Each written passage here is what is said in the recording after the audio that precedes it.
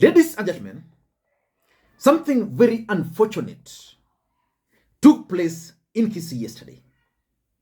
And it's my hope and prayer that it won't repeat itself anywhere in any part of this republic called Kenya. Simba Arati, the governor, was issuing bursaries to needy students who are reporting to school. Some began yesterday and some are still reporting. And most of these students were actually accompanied by their parents and siblings. So the event was in South Mugirango, open space. It was full because you know the state of economy today. So each and every parent wanted their students to at least live there with something. As you can see from the clip, Simba Arati was addressing the residents there, and you can see happiness in the faces of the residents. Then if you watch the video closely, at some point, goons emerged from nowhere and started attacking the residents who were participating in that event. Shots were fired, people were injured, children fainted, some are still in hospital up to this stage. Muwanja pi. Ekiagera omwemsira bwate gasiae, omujumba gatwale gasiae, omuseneta gatwale gasiae, omu women rap gatwale gasiae, no mu governor atwale gendo ke gasiae. Muwanja boygo. Bono tiganda abole. Abana tia kominyokane abo. Apana fujo mugane tese egiewega.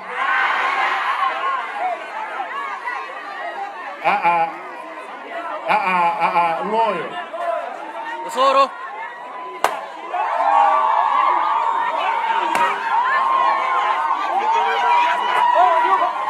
Aye, bakara storamizo.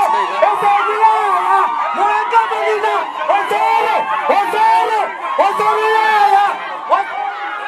Fingers were then pointed to the majority whip in the National Assembly, the area member of parliament, Sylvanus Osoro. And I'm really disappointed because Sylvanus Osoro was emerging as one of the best leaders who are going to emerge from the Kisii region. But just under 2 years, power has gotten into his head. Happy New Year. But I can see we have started the year badly in Kisii. Surely, sometimes Aki politicians, what is wrong with us? What is wrong with us sometimes? You see a fellow politician who you are competing with, they've come up with a program or whatever it is. Instead of competing on ideas, umeenda uko na fujo, umepeleka goons, unataka kushoot watu. I don't understand. Mimi si Kisii, yani mtanifundisha siasa ya Kisii. Sasa kama leo South Mugirango, what was that about? Governor Simba Arati is a governor of every other resident in Kisii County. So if he goes to South Mugirango, he wants to go and give bursaries in South Mugirango. Sincerely, unataka kusema wale watoto wa South Mugirango wafai wasipate kwa sababu wakipata bursary itaonyesha ni kama wana support governor. I don't understand. By the way, Osoro, you are my friend. I support you. You know I support you well. But leo, umeanguka mtihani kabisa. Umeanguka mtihani leo. Hata mimi niko class 1 ya siasa, lakini umeanguka mtihani leo, hata umenishinda kuanguka mtihani. Because, we umeenda huko, the least you could have demanded is that you speak. Governor mwambie hapa ni kwako, hapo ni South Mugirango kwako, you are the area MP, uongee. Sasa point ambaye mumeenda kupeleka fujo.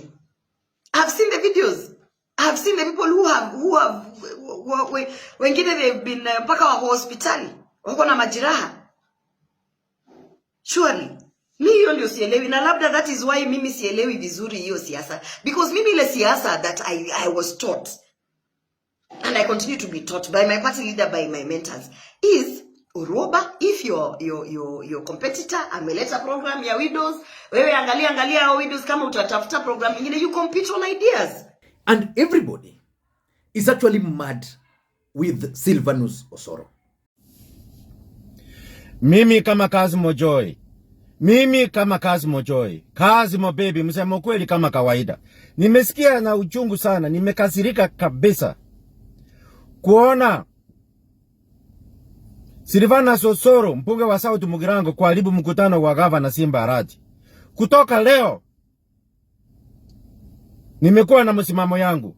Hiyo ni tabia ya utoto mingi. Sylvanus ni kama mtoto kadogo, kako na tabia mbaya sana. Nataka kukonya Sylvanus Osoro, ukiendelea hivi, kuna pahali Kisii hautakanyaga, utachapwa, utapigwa viboko, na nakwambia fanyia Simba Arati namna hii, ukanyage bobashi, utakanyaga, utachapwa vibaya, hata bomachoge, hata sehemu zingine za Nyaribali utatandikwa viboko. Nakwambia haki ya Mungu, hii utoto tuheshimu. Uko na kazi yako kama mchumbe, kama governor, kama MP, ufanye kazi yako. Wacha kuingilia Simba Arati. Simba Arati hata kama hako kwa chama ile ingine, Simba Arati ndio governor. Governor ni mmoja Kisii, na ndio Simba Arati. Governor ako na ruhusa kutembelea constituency yote yake, 9 constituency yote ya Kisii. Amekuja kupeana pasalis South Mugirango, utaki apeane pasalis sababu wewe utaonekana kama ufanyi kazi. He has actually denied participating in that chaos. But the truth of the matter is that in politics, nothing happens out of mere coincidence. Everything in politics is normally well planned, well scripted, and executed to achieve a specific political objective. Nothing in politics just happened for the sake of it.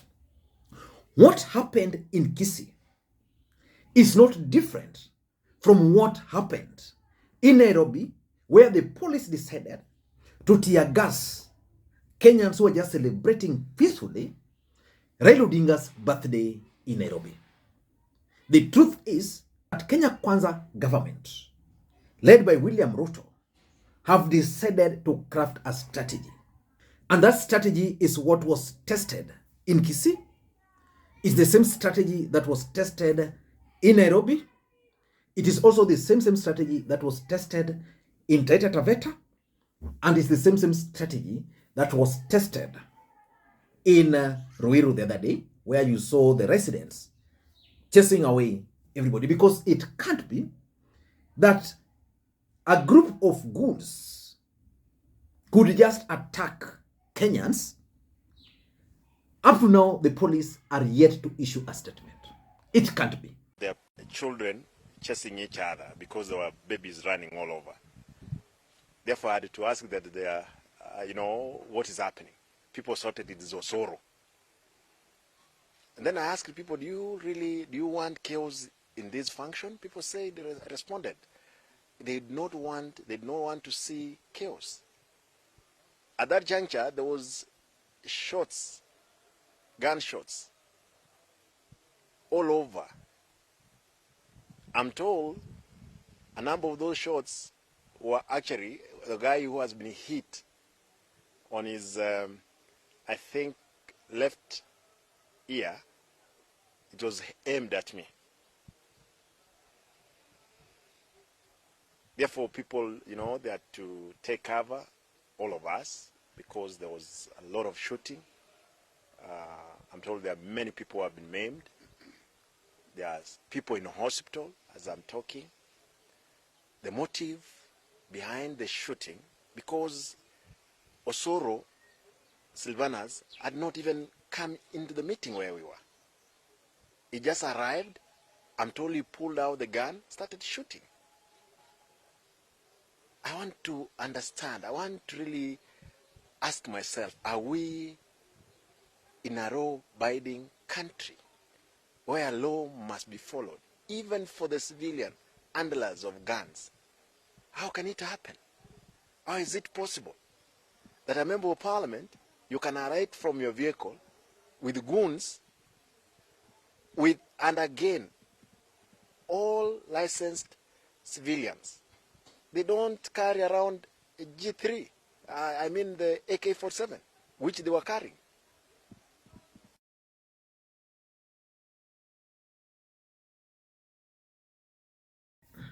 So in this video, I want to reveal to you guys Kenya Kwanza strategy that is clearly emerging from Kisii to the tear gassing of Raila Odinga's birthday cake.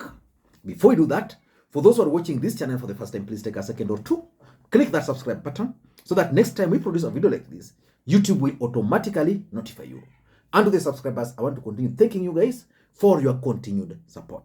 Because without that support, this channel cannot be where it is. Ladies and gentlemen, without any further ado, allow me to dive in. The truth of the matter is that Kenya Kwanza can only rig in 2027. Unless a miracle is going to happen, there is no way Kenya Kwanza is going to win any popular votes. And of course, even in 2022, rigging took place. But the kind of rebellion Kenya Kwanza are facing currently means that they cannot win. So they are coming up with a strategy. Let me explain to you the meaning of what took place in Kisii. Number one, it is basically a test run on their strategy of using violence as a strategy. Remember, the police is under them. And that's why this thing took place. Nothing is happening. Nobody has been arrested. So they want to test. Remember, Simba Arati is actually the face of Raila Odinga in Kisii region. And the truth is, it is believed that Simba Arati is the king of violence. William Ruto tried so hard to persuade Simba Arati to his side. But the ground became very hostile for Simba Arati. He could not even walk freely. So he retreated back to Azimio corner. So their fear is that if Simba Arati is not managed now, then they'll have a problem. So they are currently identifying areas where they can apply violence, police violence, on Azimio supporters. That's why Nairobi is key. That's why Kisii is key for them. And I'm sure they're also targeting other regions. They want to start applying force so that by the time Kenyans will be going to the election, there's going to be that fear, especially amongst Azimio supporters. Number two is the zoning strategy. They want to create a perception that there are certain areas in the Republic of Kenya where Azimio are not popular. And because in those areas Azimio are not popular, they want to apply force so that their leaders will not be able to address gatherings in those meetings.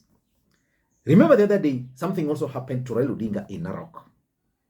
Raila Odinga had attended some homecoming there. From nowhere, his convoy was blocked. Why do you think they did that? They are trying to zone certain areas. And they can only zone them using violence. But the only challenge they have is that in most cases, if they apply violence, the people who suffer the most are the voters, who in turn get disappointed and at the same time then decides to sympathize with Azimio. But the truth is, they want to try and zone. Number three, they're doing a test run on whether the police can actually be used to manage politics. They can succeed because Uhuru Kenyatta had the instruments of power, but he allowed himself to just let it go. Because let's face it, if Uhuru Kenyatta had wanted Raila Odinga to be declared the president, he would have done that. He had everything. So Kenya Kwanza have realized they are very unpopular, so they want to manage their politics using the police. So the police will be stopping Raila Odinga from attending rallies. The police will be stopping any other person, allied to Raila, Kalonzo, and we should expect it also in Western Kenya. Because William Ruto's focus is in Western Kenya, and of course in some parts of Mount Kenya. And lastly, it's a tactic which they want to apply to try and scare opponents. Because after that thing, after the incident, Osoro went to Facebook page, his Facebook page, and this is what he posted. Until next time, this is Lee Makwiny. Bye-bye.